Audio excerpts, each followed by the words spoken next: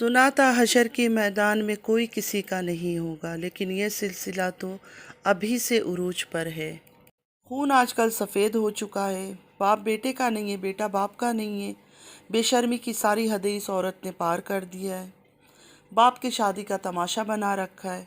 कौन जद्दा गया, कौन कश्मीर गया। पैसे है उनके पास, hotel, apartment, farm house book कर सकते, तभी तो गए घूमने के लिए। अस्सलामुअलैकुम रहमतुल्लाहि व बरकातुहू। My YouTube friends, welcome back to my channel. Hope कि आप लोग बिल्कुल ठीक ठाक है और आप सबकी दुआ से अल्हम्दुलिल्लाह मैं भी ठीक हूँ। और अल्लाह पाक से यही दुआ है कि आप लोग हमेशा सही सलामत रहे, खुश रहे अपने अपने घरों में अपनी फैमिली के साथ। आमीन सुम्मा आमीन। नमाज़ पढ़ा कीजिएगा, नमाज हम पर फ़र्ज़ है। अगर आप लोग को मेरी वीडियो अच्छी लगती है तो लाइक, सब्सक्राइब और शेयर ज़रूर कीजिएगा।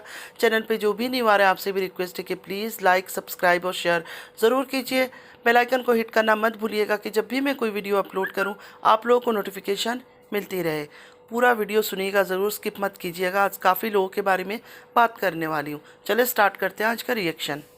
सबसे पहले तो मैं दीदी से कहूँगी कि दीदी बंद कर दो अपना बाप का तमाशा लगाना और बंद कर दो, ठीक है।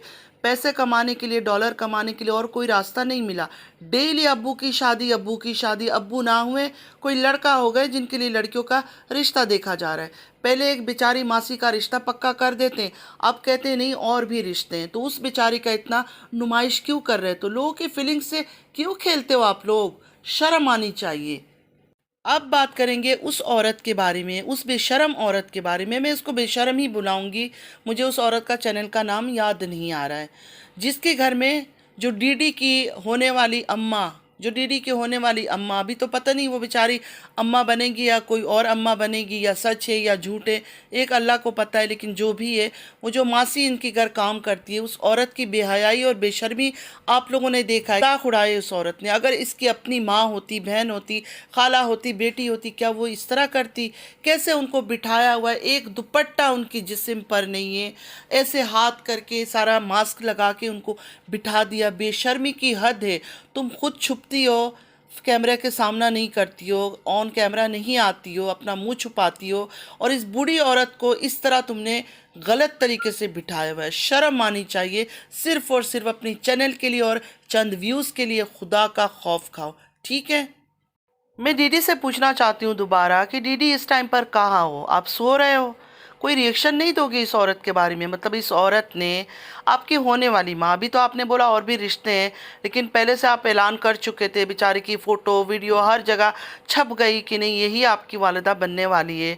तो इस तरह बिना दुपट्टे का बिठा के रखा हुआ था, उस पर भी कुछ बोलो ना, कोई कमेंट पास करो। दीदी मुझे एक सवाल आपसे और भी पूछना है कि आपके वालिद तो कोई कामकाज नहीं करते और आप लोग का दिल इतना बड़ा नहीं है कि वालिद की बीवी को भी आप लोग पालो। अभी तो बड़े मामा कर रहे हो, लेकिन मुझे पता है कि इतना बड़ा दिल नहीं है आप लोग का, इतना ज़र्फ नहीं है, ठीक है। तो क्या वो फिर से शादी के बाद किसी के घरों में मासी का काम कर करके आपके बाप को पालेगी? ये आपने ये आसान तरीका तो नहीं ढूंढा कि बाप की शादी कर देते किसी मासी से और मासी काम कर करके पैसे लाएगी और मियाँ बीवी दोनों ज़िंदगी गुजारेंगे? क्योंकि आपकी वालिदा ने भी तो ऐसे ही किया। रुबीना जी ने लोगों के घरों में ही काम करती थी ना, काम कर करके आप लोग को पालती थी, पैसे देती थी, इतने जवान हो गए थे। उसके बाद भी मैंने सुना रुबीना जी का कहना था कि वो पैसे देती थी आप लोगों को।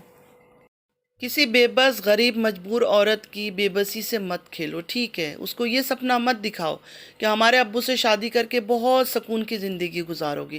क्लियर उसको बताओ। अगर आपके दिल में ये इरादा है ना कि बाद में भी वो मासी की काम करेगी, तो उसको बता दो कि शादी के बाद भी आपको घर घर में मासी का काम करके ख़ुद को भी पालना है और मेरे अब्बू को भी पालना है। चले अब बात करते हैं जाहिद भाई पर, जो साजिद अमीन के भाई हैं। राज है शादी का कहकर चिंगारी तो लगा दिया, लेकिन पूरी बात नहीं बताया उन्होंने। यही इन लोगों में सबसे बड़ी ख़राबी है। इनको पता है कौसर वाइफ नहीं है, लेकिन कभी भी ये लोग सच नहीं बताएंगे, मतलब क्लियर आके नहीं बताएंगे। आग लगाएंगे, चिंगारी लगाएंगे, लेकिन क्लियर कोई बात नहीं बताएंगे।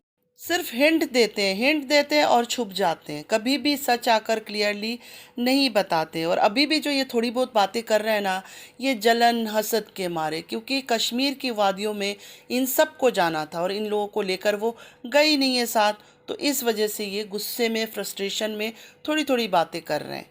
अब इस तरह थोड़ी होता है, अगर बहुत पैसा भी है तो इंसान अपने माँ बाप को साथ ले जाता है या एक रिश्तेदार को साथ ले जाता है। ऐसा थोड़ी होता है कि पूरे पूरे ख़ानदान को उठाकर साथ लेके जाएगा। ऐसा तो कहीं भी नहीं देखा हमने। क्लियर बताया भी नहीं और सब कुछ बता भी दिया कि साजिद सिर्फ तारा का ही है। कौसर का कहीं नामो निशान नहीं था। साजिद पूरा तारा का ही है। तारा के कश्मीर जाते ही ये बात तो क्लियर हो गई और इसके अपने ही जाहिद भाई जो हर दूसरे दिन जाके इसके पास रुकते हैं और बटरिंग करते हैं, उन्होंने ही क्लियर किया कि साजन साजन साजन तेरी दुल्हन सजाऊंगी जो गाना गाया था तारा आपने, वो बिल्कुल झूठ था, ड्रामा था, कंटेंट था। कोई शादी नहीं हुई थी आपकी हस्बैंड की, ना ही कोई 13 साल की मोहब्बत थी। अब बात करेंगे सलमा की। यहाँ फिर बात आ जाती है सलमा की। सलमा की इतनी लड़ाई है, सलमा कहती है, लेकिन आज तक सलमा ने इस राज से पर्दा नहीं हटाया। इस बात का हम सबको बड़ा दुख है। 1000% सलमा को सब सच्चाई का पता होगा। सलमा की बेटी तमन्ना उस टाइम वहाँ थी, तो ये हो ही नहीं सकता है कि तमन्ना को ना पता हो सारा कहानी और उसने अपनी माँ को ना बताया हो, क्योंकि तमन्ना भी उस टाइम शूट करती थी। आप सबको याद होगा तारा के सारे जो वीडियो शूट होते थे वो तमन्ना ही करती थी। सलमा ने इतनी गहरी गहरी बातें आकर यहाँ यूट्यूब के सामने रख दी, लेकिन ये कौसर का राज सलमा क्यों नहीं रखती? अभी आ जाएंगे कुछ लोग ये कहने के लिए, मैं सलमा के ख़िलाफ़ बात नहीं कर रही हूँ, ठीक है, सिर्फ बात कर रही हूँ कि सलमा क्यों नहीं इस राज से पर्दा उठा रही है। अगर वो एक दफ़ा पर्दा उठा देना तो सारी कहानी एंड हो जाएगी, मतलब किसी और की गवाही की ज़रूरत ही नहीं पड़ेगी। अब असगर को कोई मानता नहीं है। देखिए असगर ने क्या बोला नहीं बोला, उस आदमी की कोई वैल्यू नहीं है। वो कभी कहता है हुई है, कभी कहता है नहीं, उसकी बातों को कोई नहीं मानता। मेन है सलमा। सलमा अगर आके एक बार बोल दे कि ये शादी नहीं हुई है, सारा झूठ है, सारी कहानी ख़त्म हो जाएगी, लेकिन वो नहीं बोल रही है। अब बात करते हैं अंकल जी और आंटी जी के बारे में। सऊदीया से लेके कराची और कराची से लेकर कश्मीर की वादियों की सफ़र के बारे में बात करेंगे। सबसे पहले तो कहूँगी कि माशाल्लाह माशाल्लाह माशाल्लाह, अल्लाह बुरी नज़र से बचाए, दोनों बहुत ही फिट एंड फाइन लग रहे थे। मुझे तो बहुत अच्छा लगा दोनों को देखकर कि बहुत खुश नज़र आ रहे थे। कह रहे हैं आंटी जी सऊदीया में तो नी पेन से चल नहीं सकती थी, अंकल जी व्हील चेयर में बिठाकर घुमाते थे, उम्रा भी व्हील चेयर में ही करवाया था उनको, और कराची आते ही बिल्कुल ठीक हो गई है। ना वो चेहरे में नाराज़गी है, ना उदासी है, ना वो चलने में कोई दर्द है। कश्मीर घूमने जाकर ना घुटने में दर्द हो रहा है, ना कुछ, पहाड़ भी चढ़ रही है, कुछ भी नहीं हो रहा है। तो देखिए मैं इतना कहूँगी, नज़र ना लगाए, घूमने दे। पहली बार ट्रिप में गए हैं, निकले हैं एंजॉय करने के लिए, दिल बड़ा करे, नफ़रत ना पाले दिल में। अपनी बेटी और हस्बैंड के साथ घूम रही है, घूमने दे। घर में बैठे बैठे इंसान तंग आ जाता है, और जब ऐसे घूमने का मौका मिले बीमार भी ठीक हो जाता है। मतलब आपको पता है इंसान खुश होना तो बहुत सारे बीमारी नहीं नज़र आती, और घर में बैठे बैठे छोटी से छोटी बीमारी भी आपको लगता है कि बहुत बड़ी बीमारी है। देखिए छोटी सी बात है, आप माने या ना माने, जब इंसान खुश होता है, जब उसका माइंड में कोई परेशानी नहीं होती है, तो बड़े से बड़े बीमारी का भी वो मुकाबला कर सकता है, फाइट कर सकता है।